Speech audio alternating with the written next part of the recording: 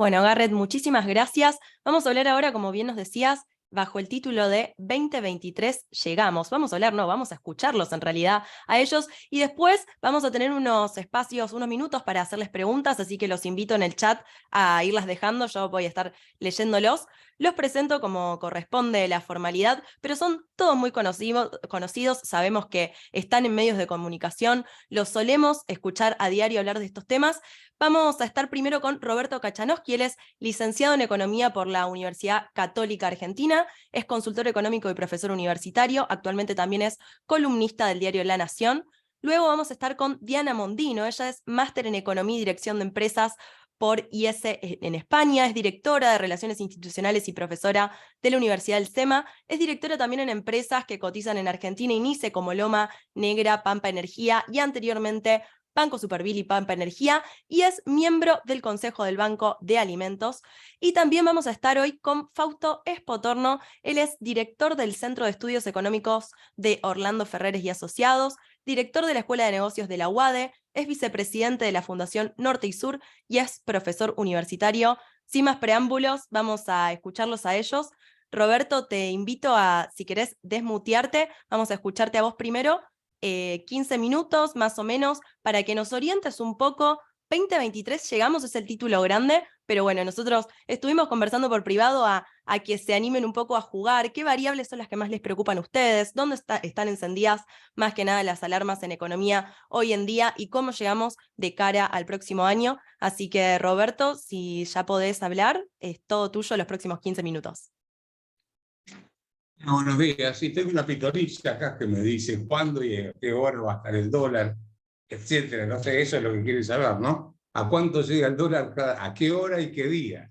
Sí, Y sí se eso, la puede. verdad, que los economistas, el que dice eso, el economista está vendiendo humo, porque la verdad que el economista puede marcar una tendencia, pero no puede saber con precisión cuándo van a ocurrir las cosas, porque si ocurriese eso, si supiésemos eso, con todo el afecto que le tengo a todos ustedes, yo estaría en una isla arbitrando al sol, tomando sol y ganando guita porque podría saber qué va a pasar en el futuro. Ese sería el túnel del tiempo en el futuro y eso no va a ser. O sea, eso no lo tengo yo, por lo menos. Lo que sí veo es que se están juntando tres. Ustedes habrán visto la película La Tormenta Perfecta. No sé si la vieron, es un barco pesquero que le agarra tres tormentas y no cuento el final porque se me va a estar espoleando la película, si alguno que no la vio. Pero Argentina tiene, a ver, primero, tiene un problema fiscal. Pero el problema fiscal, el déficit fiscal a mí no me preocupa tanto. Como me decía mi amigo Armando Rivas, que dice, te voy a confesar mi propia herejía. Mi problema no es tanto el déficit fiscal, sino el nivel de gasto público. Dicho en otras palabras, prefiero un país con un déficit fiscal de, no sé, 3 puntos de Producto Bruto, pero con un gasto público de Producto Bruto de 15 puntos, a tener equilibrio fiscal con 50% de gasto público. Porque quiere decir que del otro lado te están matando con impuestos. Argentina pasó con un gasto público consolidado de aproximadamente 30 puntos promedio en la década del 80 y del 90 a los 48 puntos que tenemos actualmente de acuerdo a datos del Ministerio de Economía. En la década del 80 y del 90 eso no se pudo financiar. Recordemos que en los 80 se recurrió a la inflación, la mega inflación, la hiperinflación, el default, la confiscación de los depósitos vía el plan Bonex y sin embargo no se pudo financiar 30 puntos de Producto Bruto. En los 90, bueno, sabemos que se tuvieron que endeudar, así que estos 48 puntos de gasto público consolidado son absolutamente infinanciables. Que ahí hay un problema que deja la economía, a mi juicio, cuando haga el resumen, la deja, a mi juicio, el próximo gobierno, si las elecciones son en el 2023, octubre 2023, en una situación peor que en el 2001, a mi juicio, peor. El colchón social, en fin, por la pobreza, por la indigencia. Ahora, el otro punto es que el déficit, el gasto público y el déficit fiscal lleva a que tengamos hoy en día un stock, yo no me fijé el último número, pero ya estamos pegándole en el poste, en los 10 billones millones nuestros, ¿no? Millones de millones de pesos de stock de pasivos monetarios remunerados del Banco Central. Eso significa que, primero, no hay banco central en el mundo que por manual debería emitir su propia deuda. Esa deuda va a ser impagable. Y ahí vamos a tener un problema, porque esa deuda juega contra los depósitos de la gente. O sea, ¿qué hace el Banco Central? Toma depósitos de la gente, se da vuelta, le da los pesos a los bancos y los bancos le entregan, y el Banco Central le da un papelito a los bancos que se llama letra de liquidez o pase neto, pero lo que sea. Entonces, la pregunta es, los bancos centrales, por empezar, no venden tarjetas de crédito como los bancos comerciales, no tienen, no cobran comisiones. O sea, el único ingreso que tienen los bancos centrales es la colocación de las reservas del Banco Central, y como sabemos, las reservas propias hoy del Banco Central son algún número cercano a cero. Entonces, o entre 0 y 100, o qué sé yo, algo por el estilo. Así que no hay ingresos. Entonces, si no tenés ingresos para pagar el flujo de intereses que te genera esa deuda, ¿cómo vas a hacer para cancelarlo? La gran duda es, o sea, esto es como una persona que no tiene ingresos.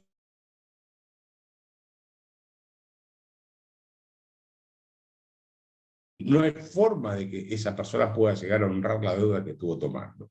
Entonces, primero, no tiene flujo de ingresos, y segundo, en el activo tiene un montón de bonos que ahí yo tengo un debate con Emilio Campos y mi sobrino que quieren armar un fideicomiso con eso para poder dolarizar. Yo creo que las letras intransferibles del Banco Central, los adelantos transitorios y los bonos que está comprando el gobierno del Tesoro, son bonos todos de un insolvente que es el Banco Central, del Tesoro. O sea que entre los dos, el Tesoro y el Banco Central, no hacemos uno, básicamente. Pero el punto es, el Banco Central no tiene activos para cancelar ese pasivo y no tiene flujo de ingresos para cancelar ese pasivo. Me estoy refiriendo a los 9,7 billones de pesos o 10 billones de pesos, depende, todos los días cambia el número, de deuda remunerada que tiene el Banco Central. Así que yo veo que eso va a terminar con algo parecido, tiene la misma dinámica de lo que fue el Plan Primavera, que terminó el 6 de febrero de 1989 con la crisis de hiperinflación. No sé si por volumen terminamos en hiper, es muy difícil definir hiper, pero sí vamos a tener un problema cambiario o inflacionario o plan Bonex, una de las dos. No veo forma hoy de solucionar ese problema, salvo algo que, si me queda tiempo, tiro de algunas ideas que tengo por ahí para ver si se puede evitar una crisis mayor de este endeudamiento que tiene. Entonces, primero, tenemos un nivel de gasto público que hay que bajar, el consolidado, pero hay que bajarlo en un contexto de un colchón social muchísimo más chico del que había en 1975 o a principios de la década del 80. Entonces, ahí ya hay que bajar de 48 puntos el consolidado a 30. Y 30 inclusive es grande. Así que hay que mejorar calidad de gasto público, bajar la calidad de gasto público, y eso no es una tarea tan sencilla de encarar, aunque sí hay que hacerlo. El otro tema que tenemos ahí por delante es la cuestión de algo que yo llamaría algo parecido al Rodrigazo, que sería la tercera tormenta. ¿Qué fue el Rodrigazo? El Rodrigazo fue lo que hizo Celestino Rodrigo para arreglar el lío que había dejado José Belgelbar como ministro de Economía, que recordemos, Cámpora llega al gobierno en el 73, marzo del 73, lo nombra José Belgelbar, ministro de Economía, y ¿qué hace? Lo tradicional, congela precios y salarios, el tipo de cambio, acuerdo ¿cómo se llama? Atrasa las tarifas de los servicios públicos, todo ese tipo de cosas. Se muere Perón, renuncia Alfredo Gómez, renuncia Gelbar, asume José Alfredo Gómez Morales, que es un tipo con cierto prestigio dentro del peronismo, en esa época había estado como presidente del Banco Central, si yo mal no recuerdo, mira un poco, está 7 meses y se manda a mudar porque ve que es una catástrofe. Llega Celestino Rodrigo a mediados del 75 y lo que hace es tapar la olla del lío que había dejado José Belgelbar. ¿Y qué hizo? Lo que hizo básicamente fue acomodar los precios relativos dentro de un contexto político que era el que había en ese momento, que era un país con una presidente políticamente débil, igual que ahora, manejada por López Rega.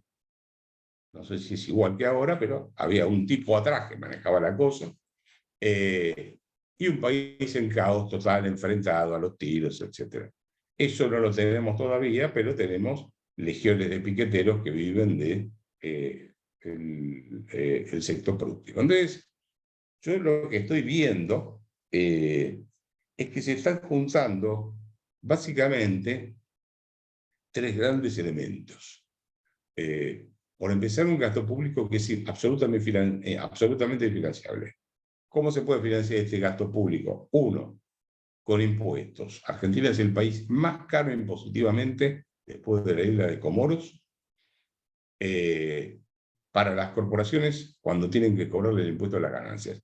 En Comoros se quedan con por cada $100 que gana una empresa, de acuerdo a trabajos del Banco Mundial que hacen todos los años en Doing Business, se quedan con $206 de las utilidades, o sea, se quedan con todo más gran parte del estado de capital. En Argentina está dando las cuentas que se quedan con $106 por cada 100 que gana una empresa. O sea, se quedan con todos los ingresos más 6 de stock de capital.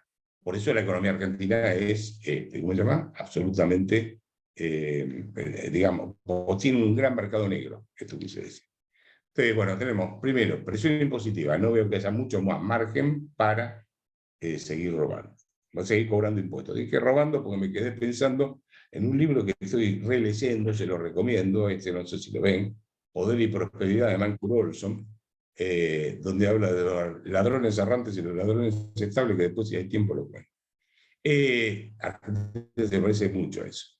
Primero tenemos un sector público infinanciable en materia impositiva.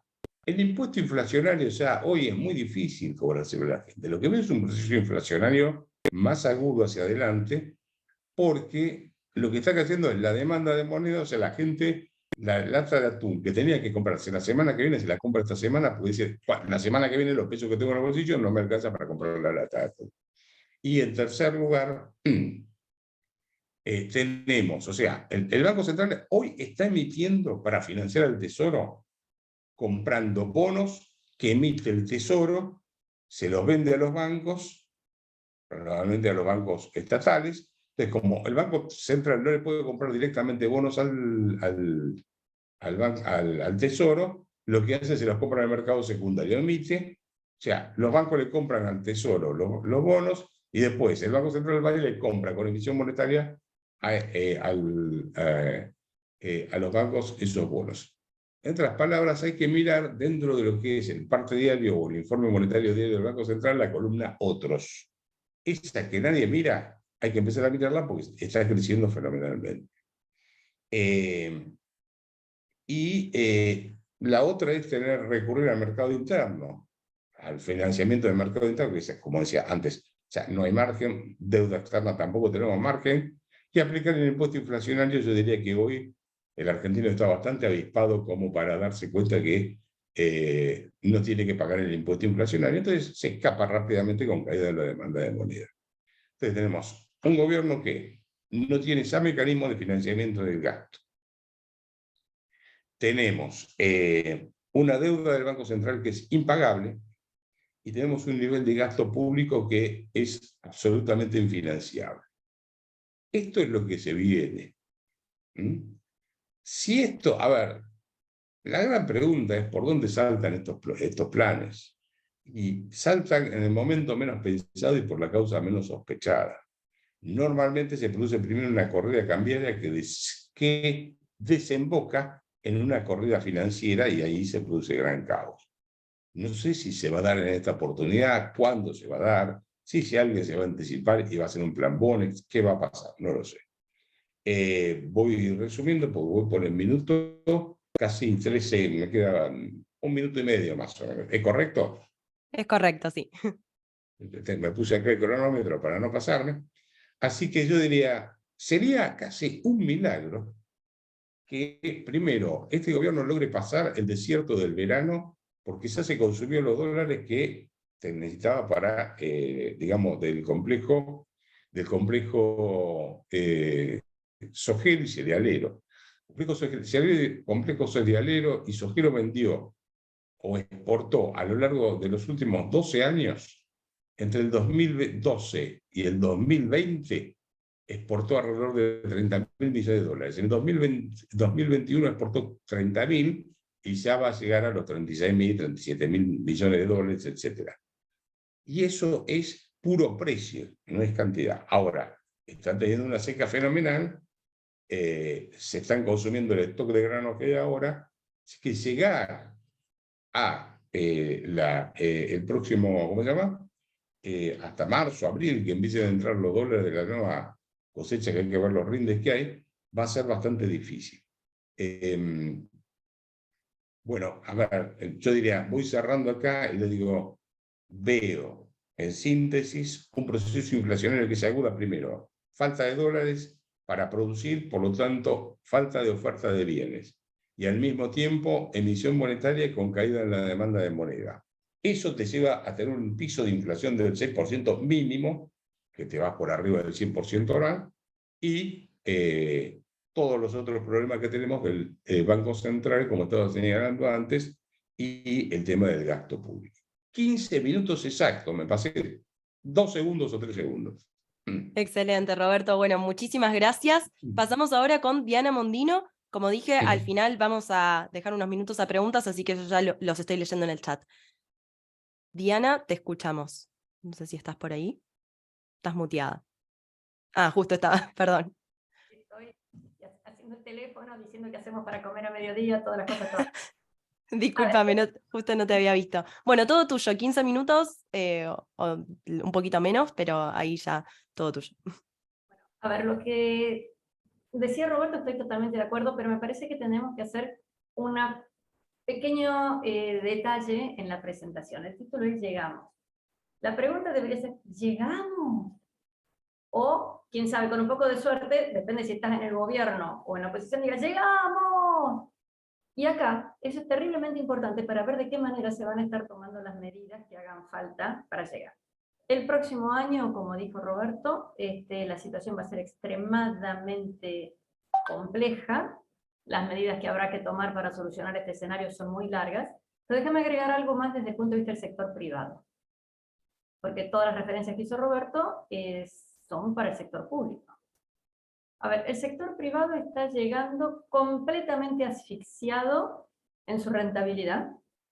Hay empresas que están vendiendo mucho, otras que están vendiendo poco, pero aún las que venden mucho no necesariamente tienen buena rentabilidad y claramente no se puede generalizar. Va a llegar sin capital de trabajo. Va a llegar con que lo que se compra se vende en el día, porque nadie puede saber mañana qué precio vendería, porque nadie sabe si puede reponer, porque nadie sabe si va a contar con el insumo importado. Así que llegamos sin stocks por parte del sector privado, salvo aquellos que hayan tenido la suerte de poder importar y que no sean perecederos, las dos condiciones, que tengan espalda financiera y que puedan aguantar. Así que llegamos sin capital de trabajo, en general sin stocks. La economía en su conjunto va a estar sin crédito de ninguna especie, con lo cual va a ser muy difícil que haya cambios, aunque hubiera cambios en expectativas maravillosos, va a ser bastante difícil que haya alguien que tenga la disponibilidad para invertir, y no se han estado trabajando proyectos, no se han estado dando cosas como para decir, bueno, el día que esto cambie, este es lo nuevo que voy a hacer. Estamos llegando con una situación muy tensa en el mercado laboral, cuando va a mercado laboral ampliado, con muchísima gente que no está trabajando.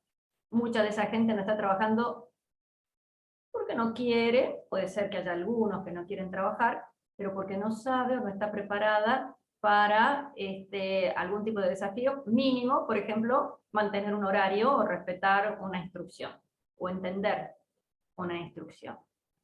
Vamos a llegar con otro problema grande dentro del mercado laboral, esto de las situaciones en donde tenemos asimetrías profundas entre qué sector, o mejor dicho, qué sindicato hay en cada sector, en donde tenemos, por ejemplo, camioneros con una capacidad de extorsión, digámoslo con todas las letras, totalmente diferente que lo que tienen, por ejemplo, empleados de comercio.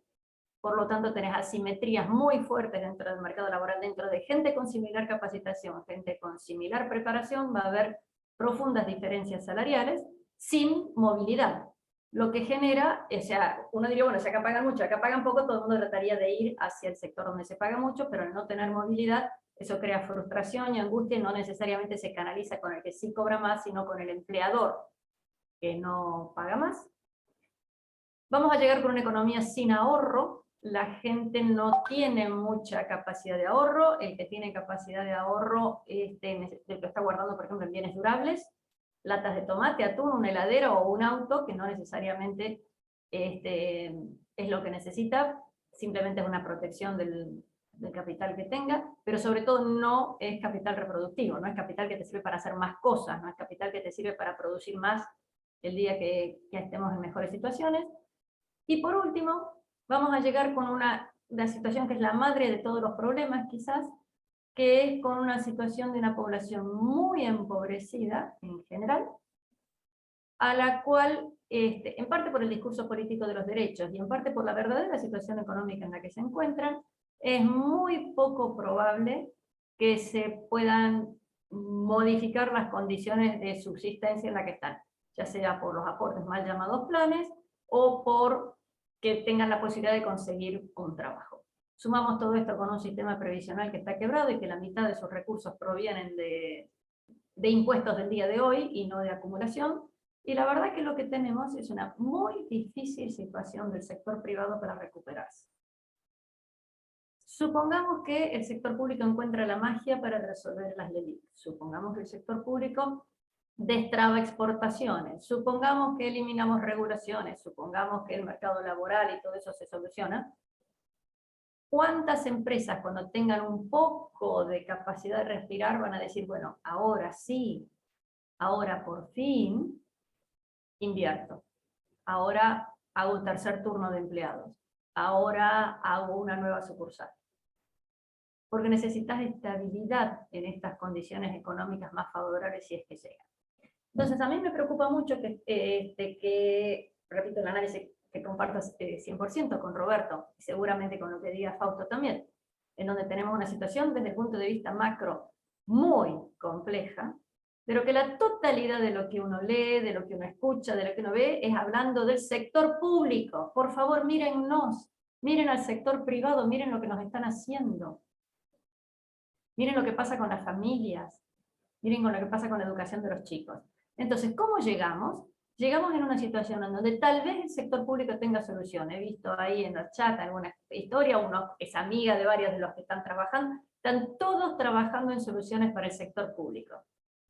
Claramente insuficiente, claramente equivocado el diagnóstico, equivocado, muchachos. O sea, si no nos preocupamos porque las familias y las empresas puedan tener una capacidad de ahorro, tengan un excedente, todo lo demás es indispensable, es necesario, pero no va a ser suficiente.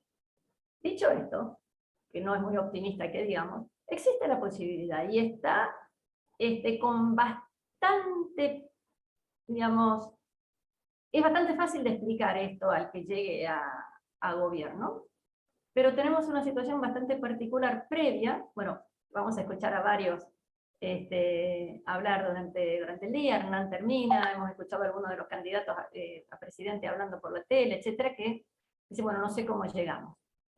Y entonces nos está faltando una parte muy importante, que es saber, ¿y por qué te tengo que votar? ¿Por qué a fulano y no a mengano? Decime qué harías, y yo elijo.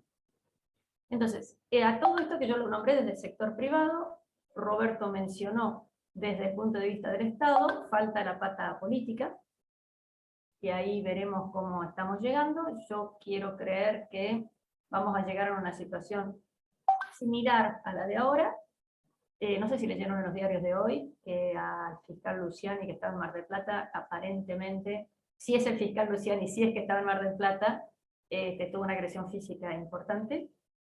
No sé si está confirmada realmente esa noticia. Con lo cual vamos a llegar a una situación económica difícil desde el sector público, difícil desde el sector privado y posiblemente con una situación muy compleja desde el punto de vista social. Creo yo que tenemos que trabajar de abajo hacia arriba. Sí, el Estado es la madre de todos los problemas. Sí, el gasto público es indispensable que se reduzca porque genera ineficiencia, compite contra el sector privado, lo asfixia, etc. Pero si no nos concentramos en entender qué es el sector privado, no hay ninguna chance de que las mejores políticas económicas a nivel nacional tengan éxito. Miren, debería ser más optimista, ¿no? Lunes a la mañana, pero realmente el no entender cómo funciona, si yo mañana bajo todos los impuestos a la mitad y el gasto público a la mitad, no hay nada que me indique que va a haber más inversión. Si mañana bajamos el gasto público a la mitad y todos los impuestos a la mitad, no hay nada que me indique que va a haber más gente preparada para poder trabajar. Si bajamos el gasto y los impuestos a la mitad, no hay nada que me indique que los problemas sociales que tenemos se van a resolver. Si no trabajamos también en esos otros temas, si no empezamos a hablar de esos otros temas, vamos a decir, ¡ay, llegamos! Cuando estemos llegando al 2023. Bueno, ahí le di letra a todos los economistas para que cambien el discurso y basta de gasto público. Fausto, te lo dejo. Sí, Diana, muchísimas gracias. Fausto, los próximos 15 minutos, todos tuyos. Bueno, yo voy a empezar por otro lado. Voy a poner más en coyuntura que otra cosa, que escenarios de resolución. Pero estoy de acuerdo en principio con el tema de gasto público. En ese sentido, a ver, voy a hacer una aclaración sobre el tema de gasto público. Hoy el gasto público consolidado de Argentina para el 2022 va a estar en 39% del PBI. Es el gasto público más bajo de los últimos 6-7 años. Y eso pasó, porque básicamente se licuaron todos los jubilaciones, salarios públicos, etcétera, con la inflación. Ahora, ¿qué es lo que vamos a estar viendo para el 2023? Bueno, tres cosas importantes en primer lugar. En primer lugar, el escenario internacional. El escenario internacional, ¿cuál es? Una economía global que va a entrar en un proceso de ajuste, entró en un proceso de ajuste de tasas y en un proceso de ajuste fiscal que va a llevar a una aceleración de la economía global en todas partes y si tiene éxito las políticas económicas que están aplicando los países desarrollados, en algún punto del año que viene vamos a empezar a ver lo que llamamos una desinflación, o sea, una reducción de la inflación global, lo cual para Argentina es malo, porque si el mundo empieza a desacelerarse relativamente fuerte, y con riesgo de recesión, hoy las probabilidades de recesión internacional están entre 60 y 70%, y con una baja de la inflación, bueno, los precios de los commodities van a seguir el proceso de baja de la inflación. O sea, el mejor escenario que podemos esperar para los precios de los commodities es que no suban. Sin embargo, ahí tenemos un asterisco para poner. Hay dos temas importantes para los commodities que nos interesan a nosotros. Uno es Rusia y Ucrania, y el otro tema es la sequía que estamos viendo acá en Argentina, en Brasil, Estados Unidos, etcétera, que pueden ayudar que los precios internacionales que hasta ahora, que digamos que en condiciones normales hubieran dejado de subir o empezarían a bajar, por ahí aguantan un poquito más por este tema, ¿no? Ese sería lo mejor que nos puede pasar, pero claramente es un tema completamente coyuntural. En segundo lugar, ese es el primer punto, escenario internacional, más bien de negativo a neutro, si lo podemos ver así. Segundo lugar, el escenario local. En el escenario local, ¿qué tenemos? Bueno, tenemos un programa económico que está aplicando el ministro de Economía que tiene un objetivo que es llegar. Y toda la pregunta de esta charla es si va a cumplir o no con ese objetivo. Y ahí, tanto Diana como Roberto mencionaron básicamente las grandes dificultades. Hoy el programa económico tiene dos cosas positivas, diría. Voy a hacer todos los paréntesis, pero a grandes rasgos, lo que decía recién, el gasto público. El gasto público se está achicando, por un lado, y en segundo lugar, el Estado no está emitiendo dinero para financiar el déficit. Esos son los dos puntos positivos que podemos mencionar hasta ahora. ¿Cuáles son los otros problemas? Bueno, en primer lado, el gasto público se está ajustando porque estás licuando, básicamente porque se aceleró la inflación y en un proceso de aceleración de la inflación, lo que haces es reducir los salarios, jubilaciones, etcétera, algo de tarifas para el año que viene. En segundo lugar, toda esta emisión monetaria que no se está haciendo con lo que decía Roberto. Perdón, Ricardo, vamos a llamarlo Ricardo, Roberto. Pero casi me equivoco, Roberto. Que es que se están emitiendo promesas de emisión. Tanto las LELIQs, la emisión de LELIQs, como la emisión de estos títulos de deuda del Tesoro, no estamos emitiendo pesos, pero estamos emitiendo un montón de promesas de emisión de pesos, que hay que ver cómo se resuelve. Y más que el tema de las LELIQs, en el 2023 me parece que va a ser más urgente el tema de los bonos en pesos, que hasta ahora no se mencionaron. Hoy tenemos prácticamente 10 billones de pesos de LELIQs y PASES metidos en el Banco Central, que es lo que mencionaba Roberto, pero ojo que tenemos 13 billones de pesos que vencen de deuda del Tesoro de acá a octubre.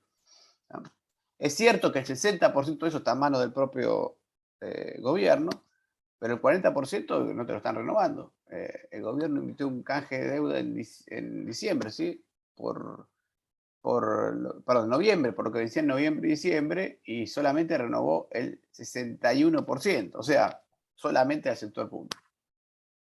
Y eso me parece un poco más peligroso porque mucho del dinero de los que se escapó de las LELIQs, o sea, de los plazos fijos, fue a parar a fondos comunes que terminaron teniendo que invertir en ese tipo de cosas. No todos, pero algunos fondos comunes. Entonces ahora el mercado está moviéndose a los money markets, etcétera, o hacia otro, o directamente hacia otros activos. El problema de todo eso es que en esos fondos está la plata de las empresas que necesitan para funcionar. Entonces, estamos hablando de capital de trabajo. Así que esos bonos también son un problema. Por eso también crecen tanto algunos tipos de instrumentos como los money markets, que están fuera de esos bonos, y algunos otros fondos que tienen deuda corporativa. Pero la verdad es que hoy estamos pasando de depósito a plazo fijo que estás en el LELIQs o a fondos comunes que están invertidos en bonos o a fondos comunes money market que han invertido en plazos fijos que están invertidos en el LELIQs. O sea que si uno mira la tenencia de activos en pesos del sector privado argentino, está todo en LELIQs o bonos. Entonces, ojo con ese tipo de problemas porque si tenés un problema en bono del tesoro, en LELIQs, vas a impactar sobre todo el capital de trabajo del sector privado. El tercer punto y último punto es la falta de crecimiento y la inflación, vamos a ponerlo de esta manera. Argentina está teniendo una economía que no va a crecer el año que viene, en el mejor escenario. En el escenario más razonable probablemente entre en un proceso recesivo.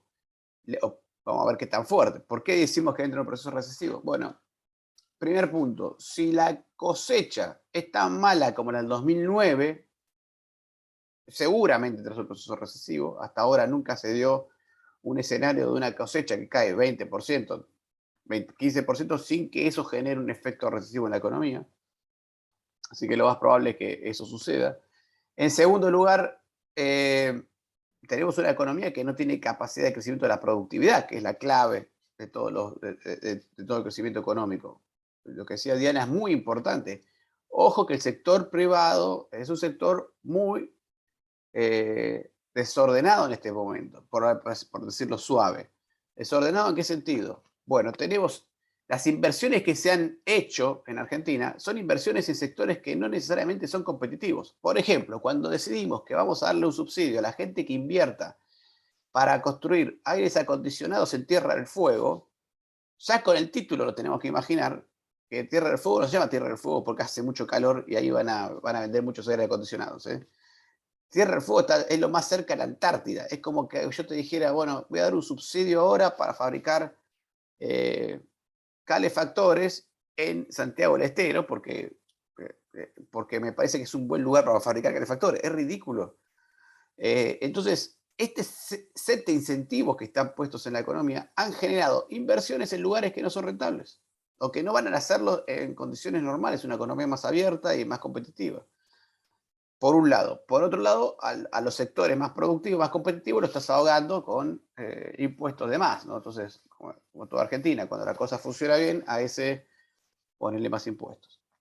Y después te diría que en esas condiciones lo que estamos viendo es una caída de la productividad.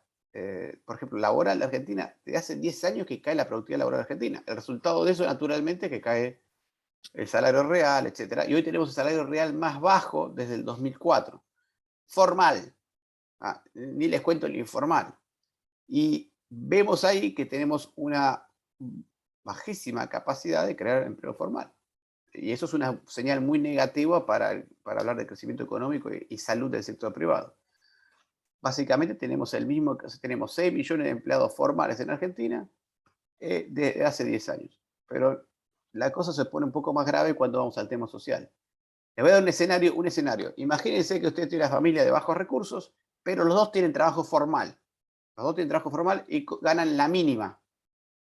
Si las dos personas, los padre y madre de esa familia, ganan la mínima en el mercado formal, solamente cubren el 80% de la canasta básica.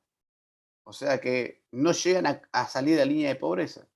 Trabajando los dos en una familia de 4, no cubre la canasta de pobreza. Con ese set de incentivos, ¿quién va a estar interesado en salir de un plan social?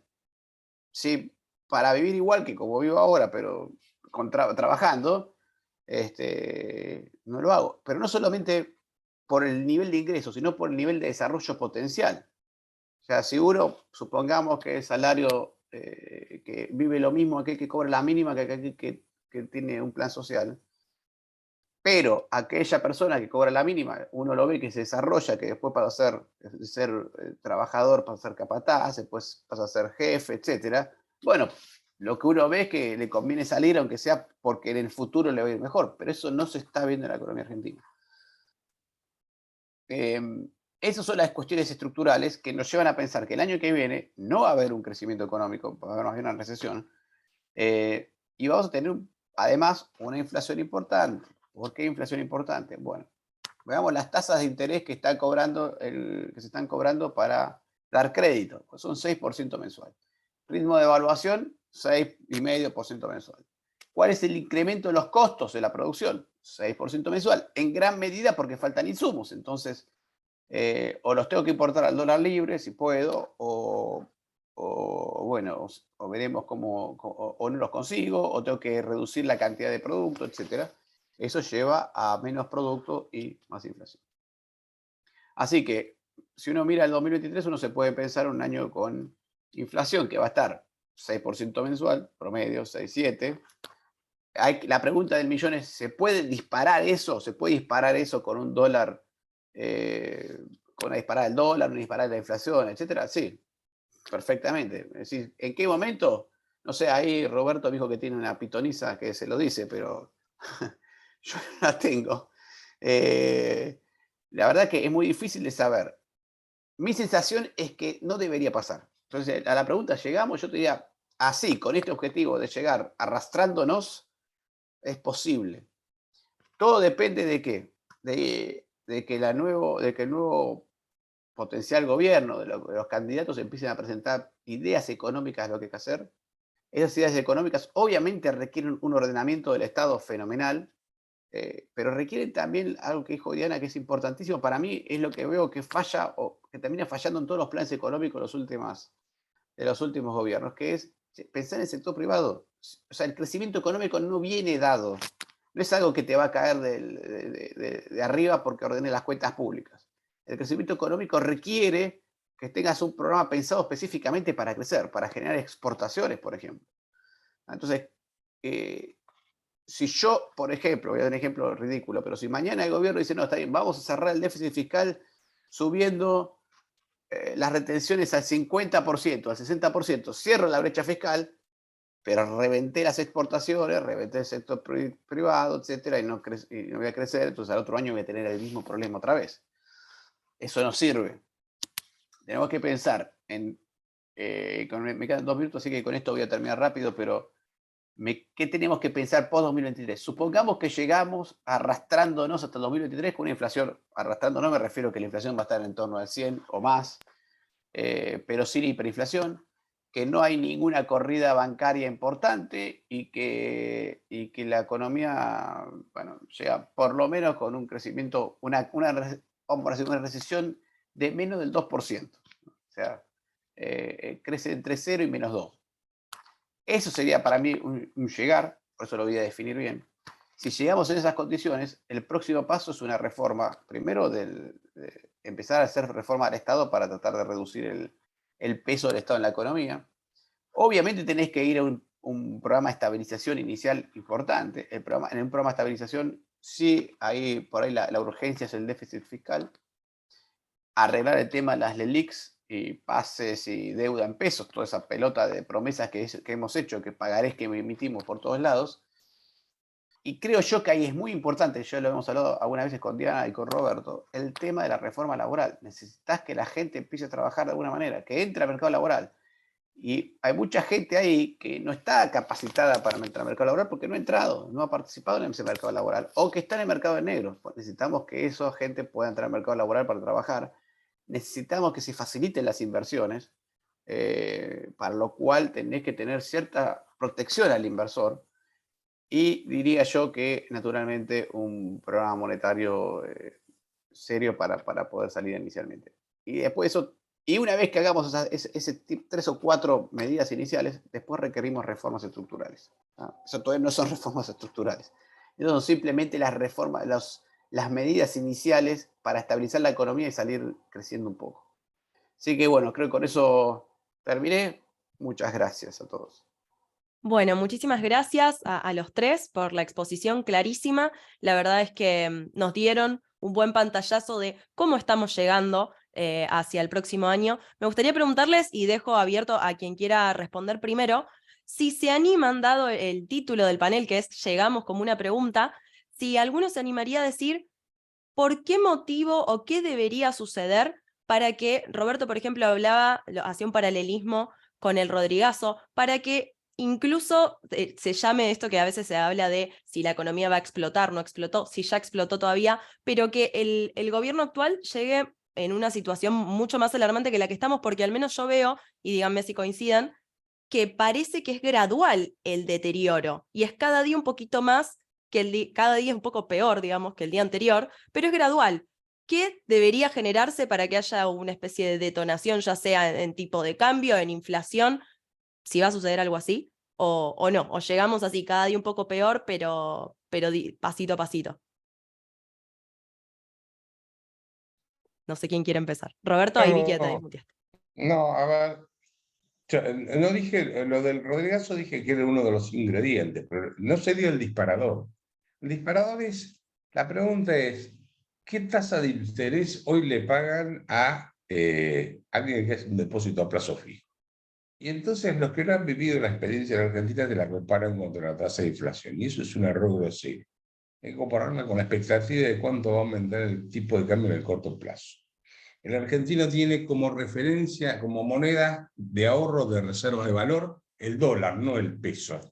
Entonces, mi cuenta cuando vendo dólares y me pongo a tasa, esto es viejo, esto ya se hizo 3 millones de veces en Argentina, así que casi es el día de la marmota en materia de cambiar. Es así. Si la tasa de interés resultante en dólares, o sea, ¿cuánto es la tasa de interés y cuánto se mueve el dólar? Si la tasa de interés le gana al dólar, y suponete que te da un rendimiento en dólares, no sé, del 20% anual, vos tenés que decir, ¿y a quién le estoy? Al tipo que le estoy prestando la plata que me dice que me va a pagar el 20% anual en dólares. ¿En qué está invirtiendo? Porque ni el narcotráfico ni el terrorismo te puede llegar a financiar esa tasa de rentabilidad. Entonces, por definición, el tipo que pone la plata ahí, seguro que no le van a pagar o va a tallar de alguna manera. Ahora, también existe el inversor que no devenga indefinidamente una utilidad. Esto es como en el casino, vos vas al casino, vas ganando, ganas primer plano, segundo pleno, y si no son muy ambiciosos, en un momento de decir, venga la ficha, me retiro, no juego más. ¿Qué significaría eso en términos del sistema? Ahí puede haber gente que diga, bueno, ya gané lo suficiente porque creo que el tipo de cambio ahora se puede empezar a mover. Por lo tanto, me hago de los pesos, saco los pesos de los bancos, compro dólares, y cuando voy al banco y le digo, che, dame los pesos, el banco se da vuelta y dice al Banco Central, che, lo tengo acá, Chanowski, dale los pesos, tomá las LELIQ, y el Banco Central no las tiene. Ahí es donde se produciría la crisis. Yo miraría con mucha cautela el verano, enero, febrero. Y estoy arriesgando más de lo que debería arriesgar en pronóstico porque no es mi costumbre. Pero miraría con preocupación enero y febrero. Muy bien, No sé si gracias. te contesté. Sí, sí, y hago una repregunta que los invito a Fausto y a Diana a responder, y cualquier cosa, Roberto, si querés agregar, desde ya que bienvenido. Acá muchos comentarios en el chat van diciendo, bueno, pero en concreto, ¿qué es lo que hay que hacer?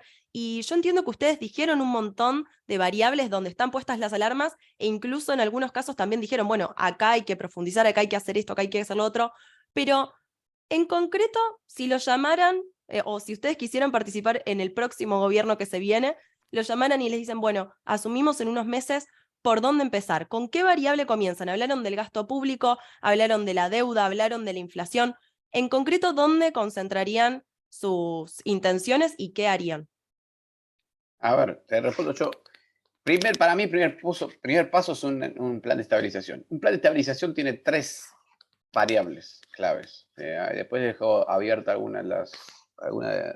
algunas que se pueden aplicar adicionales, pero 3 cosas claves tenés que tener un plan de estabilización. Primera cosa, tenés que bajar el déficit fiscal. A las piñas, como sea, machetazos, porque mientras haya déficit fiscal, no puedes parar de emitir, ¿no?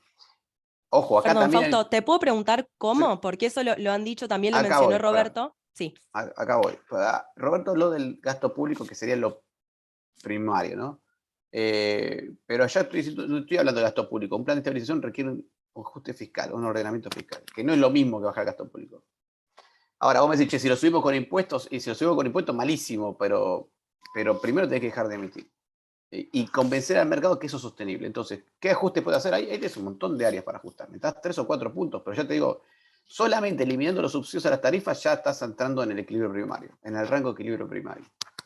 Pero después tenés organismos del Estado entero que podés cerrar. Habíamos hecho un cálculo dentro de Republicanos Unidos, que así, haciendo un pequeño cálculo de organismos que se podrían sacar del Estado Nacional, teníamos 1,5 puntos más de gastos que se podrían bajar. Empresas públicas, de ahí estamos hablando de empresas públicas, déficit de empresas públicas también tienen 2.000 millones de dólares por año, piso, solamente entre aerolíneas y la energética ya estás hablando de más de 2.000 millones de dólares por año. O sea, tenés que ir línea por línea, recortar ahí 3, 4 puntos del PBI. Ojo, fíjate que yo acá esto no lo llamo reforma del Estado, esto lo estoy hablando ya ordenamiento fiscal. Vos tenés que decir, bueno, tengo que irme a equilibrio fiscal. ¿Dónde puedo sacar eso? Son 4 o 5 puntos del PBI que tenés que recortar. No va a ser una reforma del Estado, porque una reforma del Estado es pensar el Estado desde cero, es decir, bueno, ¿qué necesita el Estado o qué necesita el país para que funcione el Estado? Eso es una reforma del Estado. Eso en el día 1 no lo vas a poder hacer porque te va a llevar 1 o 2 años, pero sí podés decir, bueno, voy a recortar los gastos que me lleven al equilibrio fiscal. Fíjate que eso, si llegás, podés bajar algunos impuestos, si no, bueno, los bajarás en la medida en que ejecute la fase 2, que sería la reforma del Estado, pero eso es como una fase 2. Segundo punto que yo atacaría directamente es tema del ELIX, y el tema del ELIX, que es clave, como dice Roberto, hay que sentarte, decir, bueno, ahí está la discusión entre varias discusiones. He visto, está la del fideicomiso de Emilio Campo para eso con dolarización. Yo creo que se puede hacer también una versión sin dolarización. Está la de cambiar bonos, la deuda del gobierno por letras, por las LELIX, y que los bancos se hagan de bono del gobierno y deuda del gobierno, y decirle, bueno, acá tenés el problema. Ninguna salida es limpia, no hay una salida limpia, no hay una salida mágica que te resuelva el problema de una. Todas van a ser medio sucias y engorrosas. Tenés que ahí garantizarle la liquidez al sistema financiero para no convertirlo en un plan Bonex, porque lo que te convierte en un plan Bonex es la falta de liquidez, pero si vos querés evitar tener un plan Bonex, tenés que garantizarle cierta salida de liquidez hacia la LELIX y de BACS. Reforma laboral urgente, por lo menos para los nuevos puestos de trabajo. Si contratas a una persona ahora, se te bajan todos los impuestos, no sé, por 2 años no le pagas nada, veremos. Pero sí bajar mucho el costo de contratar a alguien, y el costo, también acá muy importante, el riesgo de juicio laboral. O sea, si vos dejás que abiertas esas puertas, te va llenando de juicios todo. Me gustaría ir después una reforma laboral también, por ahí como una segunda fase, si querés, pero más profunda. Posiblemente el mercado laboral habría que salir del sistema de indemnización por despidos y ir a un seguro de desempleo, ¿no? Que dos cosas garantiza eso. Una es mucho menos conflictividad judicial, en primer lugar. En segundo lugar, garantiza que el ingreso del trabajador se mantenga más estable, porque de nada sirve que el trabajador tenga un ingreso, después le pegas una indemnización, le salta el ingreso para arriba, después no consigue trabajo nunca, porque nadie quiere contratarlo. Entonces vos querés que estabilizar el ingreso del trabajador. Y que además pueda conseguir trabajo rápido nuevamente. Yo creo que ya si eliminamos la indemnización, eso elimina un montón de riesgo laboral y de juicios laborales, y podés, podés acelerar el proceso de encuentro de nuevos trabajos. Ojo, siempre sí sacarle el seguro, cierta seguridad al trabajador, ¿no? Con un seguro de desempleo, etc. Y yo creo que por ahí empezaría para empezar a hablar. Después quedaría una reforma tributaria, pero las reformas tributarias llevan tiempo. Y el otro punto importantísimo para mí es simplificar dramáticamente cualquier proceso de exportación. Pero estoy hablando de todo proceso de exportación. Vos querés exportar, vos sos un hippie que hace cosas que vende en la plaza. Bueno, ¿por qué no las podés exportar? ¿Por qué no podés contratar a DHL y venderlas por Mercado Libre o Amazon y exportarlas? Son exportaciones de menos de $50.000, menos de $100.000, menos de hasta $10 millones. No deberías tener ningún control para exportación.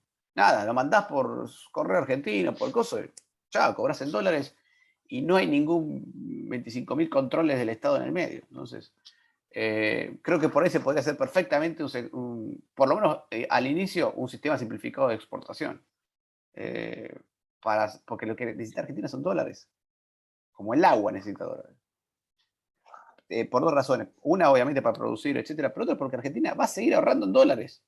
O sea, el peso argentino no va a ser, aún si lo queremos mantener vivo, acá está toda la discusión de dolarización o no, pero aún si lo queremos mantener vivo el peso, los argentinos vamos a demandar dólares por el ahorro. Y eso requiere que tengamos un flujo de dólares muchísimo más grande del que tenemos ahora. O sea, que hay que ver cómo hacemos para duplicar las exportaciones en 4 años.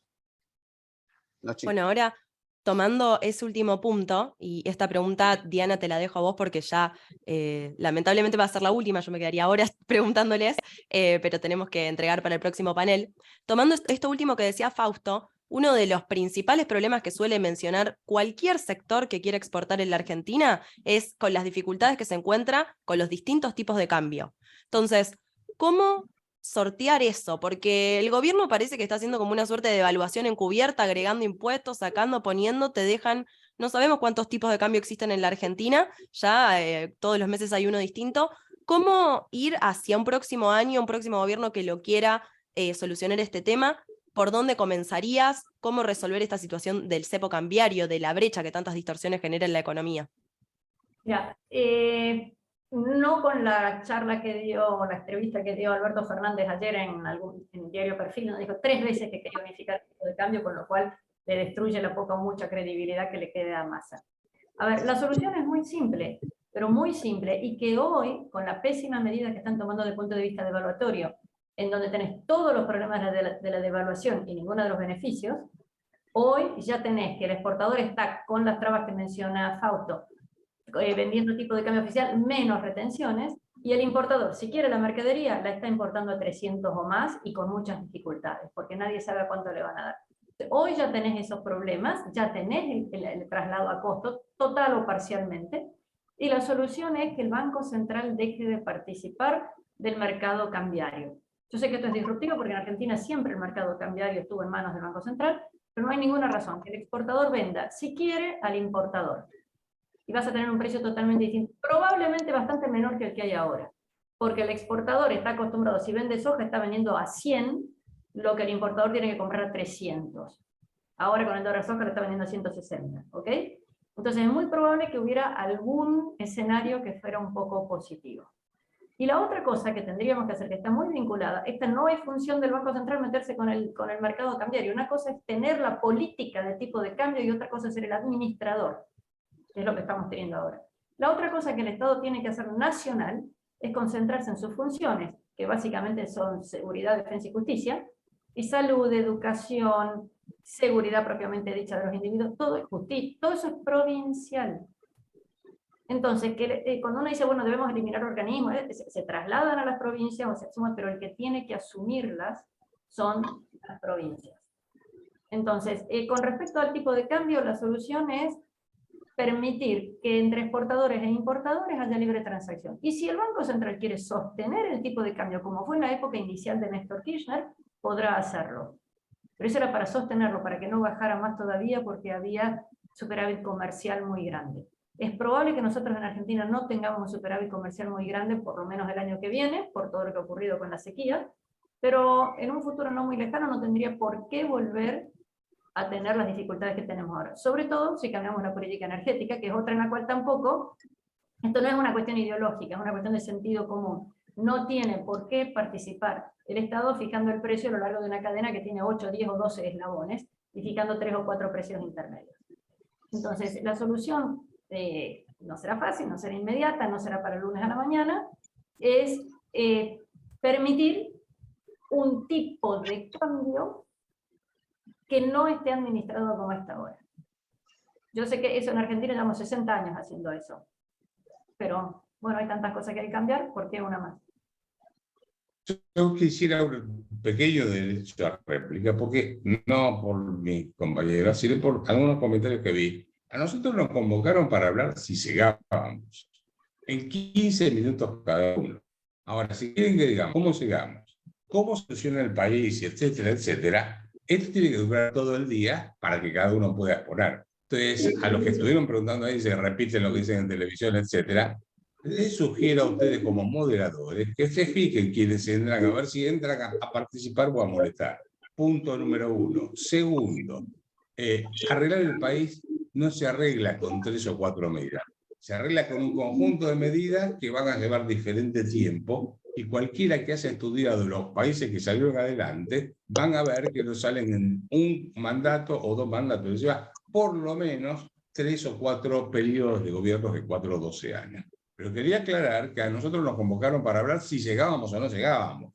No para hacer las propuestas. Si no para hacer las propuestas, hago mis propuestas. ¿Se entiende lo que quiero transmitir? Le digo a los moderadores para que vean lo que están poniendo por ahí. No, está clarísimo. Además, es muy entendible, eso es cierto.